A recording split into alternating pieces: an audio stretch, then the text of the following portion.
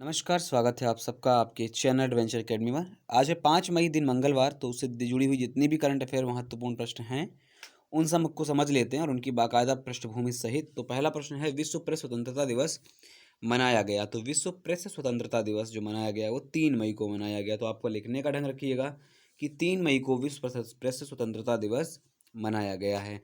अब मैं कुछ इसकी पृष्ठभूमि से जुड़े प्रश्न देख लेता हूँ। तो पहली बार 1991 में 1991 में यूनेस्को द्वारा क्या किया गया, एक प्रस्ताव पारित किया गया इसे मनाने के लिए, लेकिन इसे 1997 से प्रतिवर्ष मनाया जाता है, यानी कि 1997 से इसे प्रतिवर्ष मनाया जाता है। इस बार इसका 21वां सफल आयोजन था, यानी कि इसका 21वां वर्ष था विश्व प्रेस स्वतंत्रता दिवस का।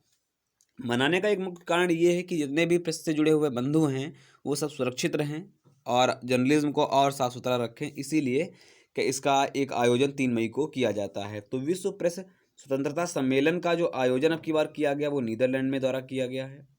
नीदरलैंड ने इसकी मेजबानी करी है इस बार। तो आप लोग ये याद रखिएगा कि विश्व प्रेस स्वतंत्रता सम्मेलन की मेजबानी किस देश ने करी है, तो नीदरलैंड ने करी है। ठीक है, इसके अलावा आपको एक चीज़ और याद रखनी है कि इसकी थीम क्या है। विश्व विश्व प्रेस स्वतंत्रता दिवस की इस बार की थीम क्या है, तो इस बार की थीम है जर्नलिज्म विदाउट फियर और फेवर। तो journalism journalism journalism without without fear और फेवर, यानी कि ऐसा पत्रकारिता जो कि ना तो बिना डर और बिना पक्षपात के हो। तो ये इसका इस बार की थीम है, तो ये बात भी आप याद रखिएगा। कुछ जुड़े हुए भारत से तथ्य अगर मैं सामने रखूं तो विश्व प्रेस स्वतंत्रता सूचकांक के मसले पर भारत का जो स्थान है वो है 142वां। 142 स्थान मिला है भारत को प्रेस स्वतंत्रता सूचकांक के मसले पर। पहले स्थान पर आता है नॉर्वे। तो इतने प्रश्न इस पे जुड़े हुए आपको मिलेंगे कि आप याद रखिएगा। जैसे कि पहली बार इसके लिए प्रस्ताव किसने पारित किया, तो यूनेस्को ने 1991 में पारित किया। 1997 से मनाया जा रहा है। इस बार इसका 21वां आयोजन था। ठीक है, नीदरलैंड द्वारा इसके सम्मेलन की आयोजन किया गया। इसकी थीम आपकी journalism without fear and favour था। 142वें स्थान पर भारत आता है स्वतंत्रता सूचकांक के मामले में प्रेस के मसले पर, और नॉर्वे आता है पहले स्थान पर। ठीक है, तो ये बात आप याद रखिएगा कि भारत का स्थान कितना रहता है। तो ये आपका पहले प्रश्न से जुड़े हुए इतने प्रश्न थे, आप लोग याद रखेंगे। ठीक है, पहला प्रश्न है कि अगला प्रश्न है कि गुटनिरपेक्ष आंदोलन के शिखर सम्मेलन में भारत की ओर से भाग किसने लिया। तो भारत की ओर से भाग लिया नरेंद्र मोदी जी ने। अगर मैं बात करूं गुटनिरपेक्ष आंदोलन की, तो गुटनिरपेक्ष आंदोलन की स्थापना की गई थी 1961 में। कब की गई थी, 1961 में। भारत के लिए इंपॉर्टेंट इसलिए है क्योंकि इसकी स्थापना पंडित जवाहरलाल नेहरू, पीटी नेहरू और साथ ही यूगोस्लाविया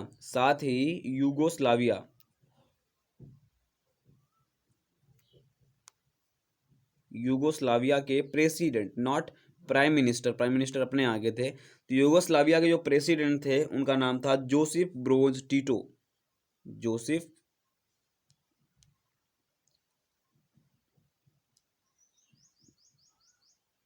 ब्रोज टीटो ने मिलकर के सहयोग से इसकी स्थापना बेलग्रेड में की थी। तो कहाँ की थी, तो बेलग्रेड में की थी। इसकी स्थापना 1961 में पंडित जवाहरलाल नेहरू, यानी भारत के प्रधानमंत्री पंडित जवाहरलाल नेहरू और यूगोस्लाविया के प्रेसिडेंट जोसेफ ब्रोज टीटो ने मिलकर के की थी। अब मस्ट आपके लिए एक बात याद रखना है कि गुटनिरपेक्ष आंदोलन का मुख्य कार्य क्या था और क्यों इसकी स्थापना की गई थी। तो मैं आपको बताऊं, 1961 में इसकी स्थापना का मुख्य कारण यही था कि जितने भी देश आज़ाद हो रहे थे, जितने भी नए देश स्वतंत्र हो रहे थे, वो किसी गुट में ना शामिल हो जाएं। समझ रहे हैं, गुट निरपेक्ष यानी गुट से हमें बाहर रहना है। ठीक है, जैसे कि गुट क्या है, जैसे यूएसए आप लोग देखते हैं, यूनाइटेड जो अमेरिका है वो बहुत सारे देशों का समूह है। यूरोपीय यूनियन बहुत सारे देशों का समूह है। तो ऐसे समूहों में ना शामिल होकर के अपनी स्वयं की सत्ता स्थापित करना, स्वयं के स्वतंत्र रूप से काम करना, तो ऐसे संगठन के रूप में गुटनिरपेक्ष आंदोलन की स्थापना की गई थी। तो ये बात आपको याद रखना बहुत जरूरी है। अब मैं फिर से वापस आता हूँ नरेंद्र मोदी जी के ऊपर। तो नरेंद्र मोदी जी जब से प्रधानमंत्री बने हैं 2014 से, उस समय से लेकर के पहली बार इस सम्मेलन में आयोजन में भाग लिया है। ठीक है, इस सम्मेलन में भाग लिया है। इससे पहले अगर मैं बात करूं 2012 में मनमोहन सिंह जी ने इसमें भाग लिया था, बतौर प्रधानमंत्री मनमोहन सिंह जी ने भाग लिया था। उसके बाद जिसका आयोजन तेहरान में किया गया, 2012 वाला आयोजन किया गया था तेहरान में, ठीक है, 2012 का तेहरान में। अब की बार तो वीडियो कॉन्फ्रेंसिंग के माध्यम से ही होगा, कोविड-19 के कारण, ठीक है। 2000 उसके बाद होता है 2016 में, 2016 में इसका आयोजन किया गया था वेनेजुएला में, 2019 में इसका आयोजन किया गया था अजरबैजान में इसका आयोजन किया गया था 2019 में। तो ये तो आपका हो गया गुट निरपेक्ष आंदोलन। गुट निरपेक्ष आंदोलन की बात समझ में आ गई कि एक ऐसा समूह जो कि किसी स्वतंत्र राष्ट्र के रूप में काम करने की बात कहता है। इसमें वर्तमान में 120 देश शामिल हैं, तो ये भी बात आप याद रखिएगा। तो पूरी बात क्लियर हो गई कि गुट निरपेक्ष आंदोलन के शिखर सम्मेलन में भारत की ओर से नरेंद्र मोदी जी ने भाग लिया। ये 1961 में इसकी स्थापना की गई थी पंडित जवाहरलाल नेहरू और जोसेफ ब्रोज टीटो के सहयोग से बेलग्रेड में। क्यों की गई थी? क्योंकि कोई भी देश स्वतंत्र होता है तो उसको मेन रूप से ईयू या फिर यूएसए जैसे संगठन में शामिल ना होकर के स्वतंत्र दर्जा मिल सके, इसलिए, ठीक है। 120 सदस्य देश हैं, ये बात भी हमें याद रखनी है साथ साथ में, ठीक है। इसके कुछ सिद्धांत हैं जो कुछ 5 सिद्धांत के रूप में जाने जाते हैं। गुटनिरपेक्ष आंदोलन के 5 सिद्धांत हैं, वो आप नोट डाउन कर लीजिएगा। क्या क्या है? जैसे परस्पर सम्मान, कि परस्पर सम्मान हो, परस्पर सम्मान। दूसरा आता है आपसी गैर आक्रामकता, यानी कि आपस में गैर की आक्रामकता नहीं होनी चाहिए। तीसरी चीज समानता, इक्वलिटी, समानता होनी बहुत आवश्यक है। चौथी चीज आपको पारस्परिक लाभ मिलना चाहिए, यानी कि एक दूसरे को पारस्परिक लाभ भी मिलना चाहिए। और पांचवी चीज, सबसे इम्पॉर्टेंट चीज, कि घरेलू मामले में आपसी गैर हस्तक्षेप व शांतिपूर्ण रवैया रखेंगे, यानी कि आपसी अगर कोई मसला है तो उसके ऊपर आप खड़े होकर नहीं आ जाएंगे कि हम भी खड़े होंगे आपके ऊपर, घर में आपके देश में लड़ाई हो रही तो हम खड़े हैं। शांतिपूर्ण रवैया अपनाएंगे, तो ये सबसे ज़्यादा जरूरी है। कुछ 5 नियम हैं, ये आपके लिए बहुत जानने जरूरी हैं। अक्सर पूछ लिया जाता है गुट निरपेक्ष आंदोलन के कुल कितने नियम हैं, ठीक है। तो 5 सिद्धांत हैं, याद रखिएगा ये 5 सिद्धांत। परस्पर सम्मान रखना, और ये आपका आपसी गैर आक्रामकता, समानता, पारस्परिक लाभ, और घरेलू मामलों में आपसी गैर हस्तक्षेप व शांतिपूर्ण रवैया व्याप्त करना। तो इतनी बात क्लियर हो गई। चलिए अगला है कि यूपीएससी ने हाल ही में अपनी प्रारंभिक परीक्षा को स्थगित कर दिया है, ठीक है। यूपीएससी का गठन किस अनुच्छेद के तहत किया जाता है? तो यूपीएससी यानी कि संघ लोक सेवा आयोग एक संवैधानिक निकाय है जिसकी स्थापना अनुच्छेद 315 के तहत की जाती है। तो आप सब जानते हैं 315 के तहत इसकी स्थापना की जाती है। अब इसमें अगर टोटल मैं कमेटी की बात करूं तो एक अध्यक्ष होता है, उसके अतिरिक्त यूपीएससी में 10 अन्य सदस्य भी होते हैं। अब इन सबका जो समय सीमा होती है, जो कार्यकाल होता है, अगर मैं कार्यकाल की बात करूं तो कार्यकाल इनका 6 वर्ष और अधिकतम 65 वर्ष होता है। तो ये कार्यकाल की बात आ गई। सबसे इंपॉर्टेंट आपको ये याद रखना है कि 315 के तहत केवल यूपीएससी का गठन होता है, उसकी कार्यप्रणाली, उसकी नियुक्ति, उसकी अन्य संबंधित या सारी व्यवस्थाओं को लेकर के अनुच्छेद 316 जिम्मेदार होता है। यानी कि अनुच्छेद 316 के तहत इसके कार्यकाल संबंधित मसलों को सॉल्व किया जाता है। 316 के तहत नियुक्ति, पद से हटाया जाना, व्यवस्था करना, उसकी कार्यकाल, तो ये सारी व्यवस्था कौन करता है? अनुच्छेद 316। लेकिन 315 के तहत यूपीएससी का गठन किया जाता है। आप याद रखें, यूपीएससी ने अभी हाल ही में जब नई परीक्षा की बात कही है वो 20 मई को घोषित करने की बात कही है। 20 मई को परीक्षा नहीं है, 20 मई को परीक्षा घोषित करने की बात कही है। तो ये भी बात हमें याद रखना है। इतनी बात तो क्लियर हो गई ना। अरविंद सक्सेना जी यूपीएससी के अध्यक्ष हैं, तो ये बात नोट डाउन कर लीजिएगा कि अरविंद सक्सेना यूपीएससी के अध्यक्ष हैं। अध्यक्ष के अतिरिक्त इस निकाय में 10 अन्य सदस्य होते हैं। कार्यकाल 6 वर्ष या अधिकतम 65 वर्ष की आयु का होता है। और अनुच्छेद 315 के तहत यूपीएससी का केवल गठन किया जाता है। 316 के तहत इसके कार्यकाल, अध्यक्ष की नियुक्ति, कार्यकाल संबंधित या पदच्युत या हटा देना, वही बात। तो ये सारी चीज़ें अनुच्छेद 316 से संबंध रखती हैं। अगला क्वेश्चन देखते हैं। हाल ही में प्रधानमंत्री जनधन खाता धारकों की धारक महिलाओं के खाते में 500 रुपये की दूसरी किस्त किस योजना के तहत भेजी गई?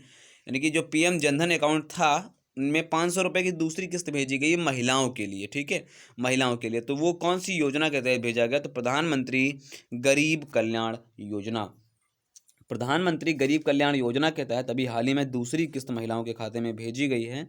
आपको याद रहे कि अभी जब से लॉकडाउन हुआ है उससे पहले एक किस्त आ चुकी है, दूसरी किस्त अभी आने वाली है और तीसरी किस्त अभी एक और आएगी। तो सब में 500-500 रुपये महिलाओं को दिए गए हैं जिनका भी जनधन अकाउंट खुला हुआ है। तो ये भी बात याद रखिएगा कि 500-500 रुपये जारी किए गए हैं सरकार द्वारा किस योजना के तहत, तो प्रधानमंत्री गरीब कल्याण योजना के तहत ये 500-500 रुपये जारी किए जा रहे हैं। 3 बार जारी किए जा चुके हैं, किए जाएंगे, एक बार जारी हो चुके हैं, जिसमें 20 करोड़ महिलाओं ने लाभ लिया था।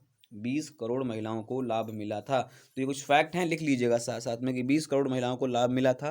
प्रधानमंत्री जनधन अकाउंट की अगर मैं बात करूं तो यह एक प्लान था, 2014 में प्रारंभ किया गया था। तो ये बात आप याद रखिएगा कि ये जो योजना थी 2014 में प्रारंभ करने की बात करी गई थी। क्यों? क्योंकि देखिए बात ये है कि प्रधानमंत्री जी ने एक आह्वान किया कि हर घर में एक खाता होना चाहिए। जीरो अकाउंट से खाता खोले थे प्रधानमंत्री जनधन अकाउंट, याद होगा आप लोगों को। तो इतनी बात आपको याद रखनी है कि कितनी किस्तें मिलेंगी, तो 3 मिलेंगी, प्रधानमंत्री गरीब कल्याण योजना के तहत मिलेंगी। बाकी बहुत सारे प्लान में वृद्धि की गई, वो मैं समय समय पर आपको बताता रहूँगा और बताता भी हूँ, ठीक है। अगला देखता हूँ, अगला प्रश्न है, जल शक्ति मंत्रालय ने नमामि गंगे के साथ फ्यूचर फॉर रिवर मैनेजमेंट विषय पर कौन सा प्रोग्राम लॉन्च किया है। तो देखिए फ्यूचर फॉर रिवर मैनेजमेंट के ऊपर, देखिए फ्यूचर फॉर रिवर मैनेजमेंट का अर्थ इतना सा कि कैसे नदियों का रखरखाव किया जा सके, किस तरीके से नदियों का प्रबंधन किया जा सके। तो ये जल शक्ति मंत्रालय और नमामि गंगे का एक पहल है, ठीक है। कौन सा है? तो याद रखिएगा, आइडियाथॉन। आइडियाथॉन नाम का एक प्रोग्राम लॉन्च किया गया है हाल ही में। इस आइडियाथॉन में होगा क्या, लगभग ऐसे 500 व्यक्तियों का समूह होगा, नेशनल और इंटरनेशनल लेवल का, यानी कि देश और विदेश का, जो नए नए आइडियाज़ देंगे किसके ऊपर, नदियों के प्रबंधन के ऊपर। यानी कि कोविड-19 का खतरा तो है ही है, कहीं ऐसा ना हो कोविड-19 के कारण हम अपनी नदियों की जो विषय वस्तु हर वक्त रखते हैं, किस तरीके से पानी को रखना है, संजोना है, ऐसी चीज़ों का दिक्कत ना हो, इसीलिए आइडियाथॉन नाम का एक प्रोग्राम लॉन्च किया है नमामि गंगे ने जल शक्ति मंत्रालय के साथ मिल करके, ठीक है। तो ये बात आपको याद रखना है, इसमें 500 व्यक्ति शामिल होंगे जो वो देश और विदेश के होंगे और बेहतरीन आइडियाज़ के साथ होंगे, यानी कि बहुत अच्छे विचार दिए जाएंगे। जिसका विचार अच्छा होगा उसके विचार के साथ इस project future for river management के विषय पर काम किया जाएगा। तो ये बात आपको समझना जरूरी है। तो फ्यूचर फॉर रिवर मैनेजमेंट का उद्देश्य केवल इतना था कि नदी प्रबंधन को बेहतर तरीके से काम किया जा सके, इसीलिए आइडियाथॉन नाम का प्रोग्राम कि बेहतर सुझाव वहाँ से आए, 500 लोग जो आएंगे वो बेहतर सुझाव लेकर के आएँ और बेहतर जानकारी के साथ साथ आगे काम बढ़ाया जा सके नदियों के लिए। तो ये आपको याद रखना है कि जल शक्ति मंत्रालय हमारे गजेंद्र सिंह शेखावत जी के पास है, याद रखिएगा इस बात को। अगला है, लॉकडाउन के कारण भारत में कोर सेक्टर में खासी गिरावट हुई। कोर सेक्टर के तहत कौन कौन आता है? तो कोर सेक्टर के तहत विद्युत, सीमेंट, परिवहन, यानी कि उपरोक्त सभी आते हैं। अब मैं कोर सेक्टर की पूरे डिटेल में बात कर लेता हूँ। तो कोर सेक्टर के तहत देखिए प्राकृतिक गैस, रिफाइनरी उत्पाद, सीमेंट, उर्वरक, कोयला, बिजली, ये सारे क्षेत्र इसी के अंतर्गत आते हैं। और लॉकडाउन के कारण इनमें खासी गिरावट हुई। जैसे कि मैं बात करूं पेट्रोलियम के लिए, जब पेट्रोलियम का उपयोग घट गया है तो 0.5% की गिरावट देखी गई, किसमें? पेट्रोलियम में। इसके अलावा बिजली की खपत कम हो गई, तो 7.2%, 7.2% की इसमें कमी देखी गई, किसमें? विद्युत में। अगर बात करूं सीमेंट में, जब विनिर्माण क्षेत्र काम ही नहीं कर रहा है तो विद्युत विनिर्माण क्षेत्र जरूर गिर जाएगा। तो 25% की कमी हुई सीमेंट उद्योग के अंतर्गत, ठीक है। सीमेंट उद्योग में 25% की कमी हुई। स्टील की बात करूं तो स्टील उद्योग में 13% की कमी आई है। स्टील उद्योग में 13% की कमी आई है। अब तो बात क्लियर हो गई ना कि मैं बात कर रहा हूं पेट्रोलियम की, तो पेट्रोलियम में 0.5% की गिरावट देखी गई, 7.2% की बिजली में गिरावट देखी गई, ये 25% की गिरावट देखी गई आपकी सीमेंट उद्योग में। अगर बात करूं मैं स्टील की, तो 13% की कमी देखी गई स्टील में। एकमात्र ऐसा कोर सेक्टर में कोयला ही ऐसा है जिसकी मांग अभी भी बढ़ी हुई है। और कोयले की मांग बड़ी होने के कारण बहुत सारा रीज़न भी है कि बहुत सारे ऐसे लोग हैं जो भी कोयले के क्षेत्र पर निर्भर हैं। तो अभी कोयला ऐसा एकमात्र कोर सेक्टर में क्षेत्र है जिसके ऊपर भी कोई निगेटिव इम्पैक्ट नहीं देखने को मिला, यानी कि कोयला एक ऐसा क्षेत्र है जहां पर सकारात्मक वृद्धि दर्ज हुई है। तो बात समझ में आ गई। कोर सेक्टर के तहत कौन आते हैं? कोर सेक्टर के तहत वही आते हैं जो निर्माण प्रबंधन जैसी चीज़ों के ऊपर परमानेंट काम करते हैं, तो जो बंद नहीं होते हैं, ठीक है। अब उनमें बड़ा खासी गिरावट हो रही, तो इसलिए अर्थव्यवस्था को चपत लगेगी अच्छी खासी। आगे देखते हैं, हाल ही में कोविड-19 के कारण किस देश ने क्रिकेट बोर्ड के ने गेंद पर थूक व पसीने का प्रतिबंध लगा दिया है? देखिए अब आपको बड़ा अजीब लग रहा होगा, थूक व पसीने पर प्रतिबंध लगा दिया है। तो देखिए गेंद को क्या होता है, स्विंग कराने के लिए, गेंद को टर्न कराने के लिए खिलाड़ी थूक अथवा पसीने का प्रयोग करते हैं। तो अभी हाल ही में कोविड-19 के कारण ऑस्ट्रेलिया क्रिकेट बोर्ड ने बोल दिया है कि कोई भी व्यक्ति, जितने भी खिलाड़ी खेलते हैं, कोई भी थूक व पसीने का प्रयोग नहीं करेंगे, गेंद स्विंग हो अथवा ना हो। अगर आप ऐसा करते पाए जाते हैं तो आपको दोषी करार दिया जाएगा। तो ये काम है किसका? ऑस्ट्रेलिया क्रिकेट बोर्ड का, कि गेंद पर थूक व पसीने का प्रयोग को प्रतिबंधित कर दिया है। तो ये बात आपको याद रखना है। अगर मैं ऑस्ट्रेलिया की बात करूं तो ऑस्ट्रेलिया की कैपिटल क्या है? कैनबरा, आप सब जानते हैं। वर्तमान में वहाँ की मुद्रा ऑस्ट्रेलियाई डॉलर। और जॉन मॉरिसन जी वहाँ के क्या हैं? प्रधानमंत्री हैं। तो ये भी बात आप याद रखिएगा कि जॉन मॉरिसन वहाँ के प्राइम मिनिस्टर हैं। अगले प्रश्न से जुड़े देखते हैं, हाल ही में किस प्रख्यात इतिहासकार का निधन हो गया है? तो अभी हाल ही में रोनाल्ड विवियन स्मिथ जी का निधन हो गया है। रोनाल्ड विवियन स्मिथ की अगर मैं बात करूं तो इनका जन्म 1938 में 1938 में आगरा में हुआ था। इसके अतिरिक्त आपको ये बात याद रखना है कि बहुत ज़्यादा फेमस ये इतिहासकार थे। इन्होंने कुछ रचनाएं हैं, जैसे कि मैं बात कर रहा हूँ रचनाओं से पहले एक बात समझ लेते हैं कि 1961 के दौरान 1961 के दौरान इन्होंने प्रेस ट्रस्ट ऑफ इंडिया यानी कि पीटीआई के में रह करके काम किया था। ये बहुत बड़ी बात है कि पीटीआई में काम करने का इन्हें अवसर मिला 1961 के दौरान। इसके अतिरिक्त इन्होंने कुछ रचनाएं लिखी हैं, जैसे कि Delhi unknown tales of a city. मैं लिख दे रहा हूँ, आप लोग ज़्यादा समझने में आसानी रहेगी। दिल्ली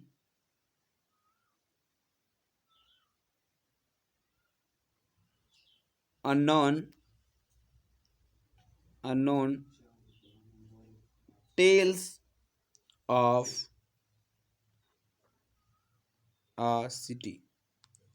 एक तो रचना ये है आपकी कि Delhi unknown tales of a city. इसके अतिरिक्त ये आप जल्दी फटाफट लिख लीजिएगा। उसके अलावा एक और रचना इनकी है, एक दूसरी रचना है the Delhi that no one know. The Delhi that no one know. तो ये इनकी दूसरी रचना है, the Delhi that no one know. और पहली रचना कौन सी मैंने बताई? Delhi unknown tales of a city. तो इनकी कुछ फेमस रचनाएं भी थी, दोनों रचनाएं आप याद रखिएगा। जन्म 1938 में हुआ और हाल ही में इनका निधन हो गया है, रोनाल्ड विवियन स्मिथ जी का। अगला प्रश्न देख लेते हैं, अंतर्राष्ट्रीय अग्निशमन दिवस कब मनाया गया है? तो अंतर्राष्ट्रीय अग्निशमन जो दिवस मनाया गया है वो मनाया गया है आपका 4 मई को। 4 मई को अंतर्राष्ट्रीय अग्निशमन दिवस के रूप में मनाया गया, यानी कि इंटरनेशनल फ्रीडम फाइटर डे। कैसे? तो जो अग्निशमन में जो आग में काम करते हैं उनके लिए एक तरीके से उनके सहयोग के लिए याद किया जाता है, क्योंकि 1999 से जो भी अग्निशमन में काम करते हैं 1999 में जो भी लोगों ने बलिदान दिया है उनके ऊपर खासी चर्चा की जाती है।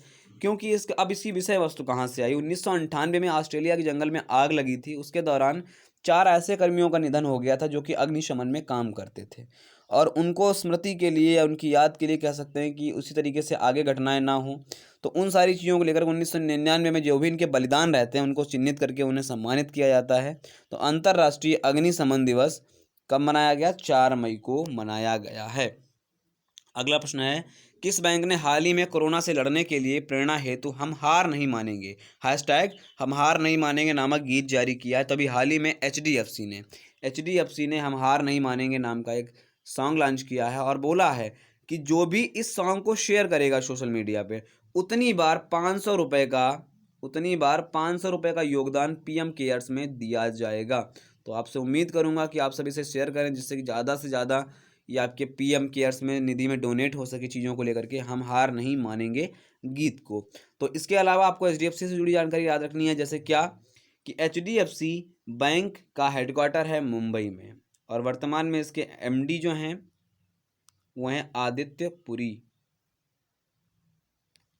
पुरी जी इसके क्या हैं? एमडी हैं। मैं फिर से वही आऊँगा, #हम हार नहीं मानेंगे। इसे लिखा है प्रसून जोशी जी ने। प्रसून जोशी को आप सब लोगों ने खूब देखा है, प्रसून जोशी जी को। इसके अतिरिक्त इसे गाया है ए.आर. रहमान जी ने इसे गाया है। तो ये बात भी हमें याद रखना है, लेकिन आपको मोस्ट इंपॉर्टेंट आपको यही याद रखना है कि #हम हार नहीं मानेंगे नामक जो गीत लॉन्च किया है किस बैंक द्वारा जारी किया गया है? तो एचडीएफसी द्वारा जारी किया गया है। तो ये थे आपके 10 प्रश्न। मैं मानता हूँ कि बहुत ज़्यादा आपको उबाऊ नहीं लगा होगा, क्योंकि प्रश्न थोड़े से लंबे होते हैं, पृष्ठभूमि को समझाने में थोड़ा सा समय लगता है। तो कैसा लगा वीडियो, अपनी राय जरूर कमेंट बॉक्स में दीजिएगा। वीडियो अगर अच्छा लगे तो लाइक करें, शेयर करें और कमेंट करें, और चैनल को सब्सक्राइब जरूर करें और बने रहें हमारे साथ। नमस्कार।